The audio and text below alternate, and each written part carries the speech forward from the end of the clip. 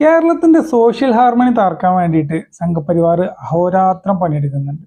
അതിലൊരു വലിയ അളവിൽ അവർ വിജയിച്ചിട്ടുമുണ്ട്. എല്ലാം വോട്ടിന് വേണ്ടി. ഡൽഹിയിലുള്ള ഒരു കൊളീഗായിട്ട് സംസാരിച്ചുകൊണ്ടിരിക്കുമ്പോഴാണ് ഇൻസ്റ്റഗ്രാമിൽ എനിക്കൊരു ഒരു പോപ്പ് മെസ്സേജ് വന്നത്. കേരള സ്റ്റോറി 2, അതായത് കേരള സ്റ്റോറിക്ക് സെക്കൻഡ് പാർട്ട് വരാൻ പോകുന്നു. ഒരു ആവറേജ് സംഖ്യയുടെ ബുദ്ധി നമ്മൾ പല വീഡിയോയിലും കണ്ടിട്ടുണ്ട്. എന്നാൽ എൻ്റെ കൊളീഗിനെ ഞാൻ അങ്ങനെ ഒരു ആവറേജ് സംഖ്യയായിട്ട് എനിക്കൊരിക്കലും തോന്നിയിട്ടില്ല. ആൾ അത്യാവശ്യം എഡ്യൂക്കേറ്റഡ് ആണ്. പിന്നെ മിഡിൽ ഈസ്റ്റിലും യൂറോപ്പിലൊക്കെ വർക്ക് ചെയ്തിട്ടുണ്ട്. പല ആളുകളുമായിട്ട് ഇടപഴകിയിട്ടുണ്ട്. കേരള സ്റ്റോറി പോലെയുള്ള സംഘപരിവാർ പോളറൈസേഷൻ ഗിമ്മിക്കുകളെ ഇവനൊക്കെ എങ്ങനെയാണ് കാണുന്നത് എന്നറിയാൻ വേണ്ടിയിട്ട് ഞാൻ അവനോട് ചോദിച്ചു, എന്താണ് ഈ BJP ചെയ്യുന്നത്?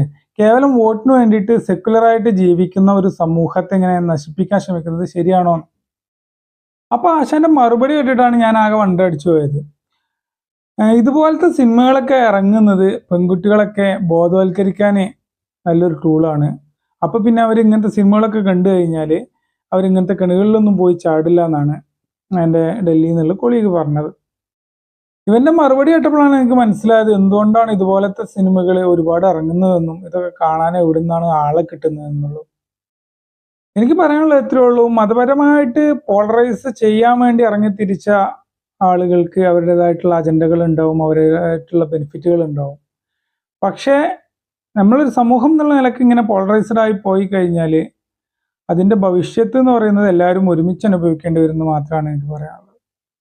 അപ്പൊ സംഘപരിവാർ നടത്തുന്ന ഈ പോളറൈസേഷൻ വേലകൾ കേരളത്തിൽ ഒരു വലിയ അളവിൽ വിജയം കാണുന്നത് എന്തുകൊണ്ടാണെന്നാണ് നിങ്ങളുടെ അഭിപ്രായം?